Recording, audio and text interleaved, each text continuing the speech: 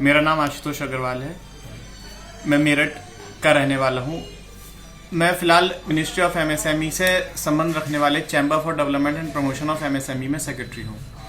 हमेशा से ही मैं बचपन से ही जो है बेरोजगारी को देखकर थोड़ा सा चिंतित रहता था कि साथी है जो सीनियर थे वो डिग्रियां लेकर भी नौकरियों के लिए परेशान रहते थे। तो मेरी हमेशा से इच्छा थी कि कुछ ऐसा करूं जिससे कि लोगों को जो डिग्री लेकर तो सभी कॉलेजों से ले लेते हैं लेकिन वो स्वरोजगार की तरफ बढ़ सकें।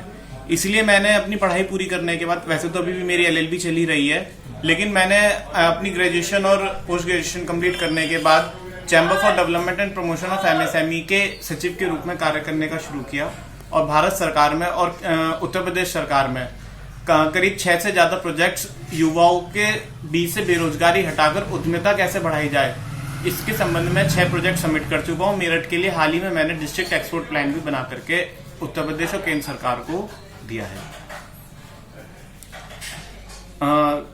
अगर रुचि की बात करें तो खासकर मेरे को कविताएं लिखने का और कहानियां लिखने का बहुत शौक है। 2010 से मेरे को जहां से ध्यान है कि मैंने लिखना शुरू किया था, तब से अब तक मैं करीब 100 से अधिक तो कविता और कहानियां लिख चुका हूं और 180 के करीब मेरे शेर हो चुके हैं कल तक जो लिखे गए हैं।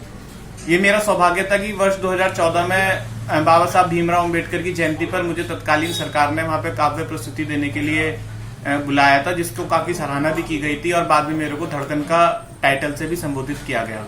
वर्ष 2014 और 15 में ही मैं most popular teenager of Meerut भी रहा और साहित्य अकेडमी से मेरे को हिंदी में योगदान के लिए कुछ अवार्ड भी मिले हैं, जो कि साथ में मेरा अचीवमेंट ही है।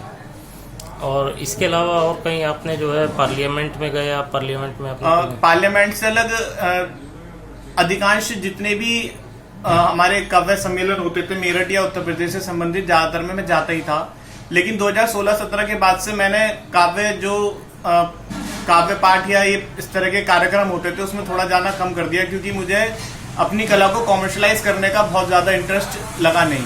मैं लिखता था और फेसबुक और इंस्टाग्राम वगैरह के माध्यम से सोशल मीडिया पर मैं ब्लॉग तो अक्सर लिखता ही रहता हूँ, लेकिन मैंने बहुत ज्यादा कॉमर्शलाइज अपनी कला को किया नहीं, क्योंकि वो मेरे को पसंद नहीं आया उस तरह से कॉमर्शलाइज करना। मेरे पे काफी कॉल आते थे, इनविटेशंस आते थे, लेकिन मैंने खुद से ही उस ओर जाना फिर हटा लिया था अपने आप को। अच्छा, ये बताइए कि आपको ये प्रेरणा सब कहाँ से मिली इस चीज में? कविताएं लिखने की प्रेरणा, मुख्य रूप से कविताएं लिखने की प्रेरणा मेरे को 2009 में हमारे जब मैं स्कूल में था, 10th क्लास में था, तो वहां पर जो हमारी एक टीचर थी तो उनसे बात करता था तो उनसे प्रेरणा मिलती थी। फिर उसके बाद एक वैसे तो सीनियर आईएएस ऑफिसर हैं वो, लेकिन पीसीएस ऑफिसर हैं सीनियर यूपी में, लेकिन उनसे काफी अच्छा वो था तो मेंटोर के रूप में थे, तो उनके साथ हम बातें करते थे साइकोलॉजी पे। नाम बता सकते हैं? हाँ, उनका नाम त्रिभुवननाथ पटेल है, असिस्टेंट कमिश्नर इंडस्ट्रीज हैं वो नोएडा में इस टाइम।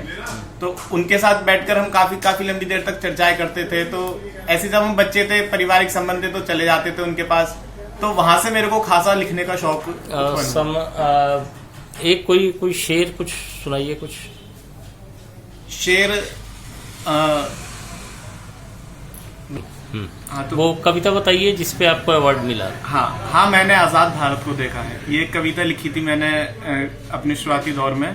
तो हाँ, मैंने आजाद भारत को देखा है, हाँ मैंने आजाद भारत को देखा है, कश्मीर की पलकों पे स्वर्ग को उतरते देखा है, हिमालय की बाहों में सूरज को उगते देखा है, हाँ मैंने आजाद भारत को देखा है, राजस्थान के रेतीले मैदानों में हीरा पन्ना तो असम की घाटी में मेघों को बरसते देखा है, हाँ मैंने आजाद भारत को देखा है, काशी में डमडुम डबरू वाले को, ब्रज में मधुर बंसी वाले को, गया में महात्मा बुद्ध तो सांची में महावीर को देखा है, हाँ मैंने आजाद भारत को देखा है, अवध की धरती से मैंने अजान को आते देखा है, हाँ मैंने आजाद भारत को देखा है।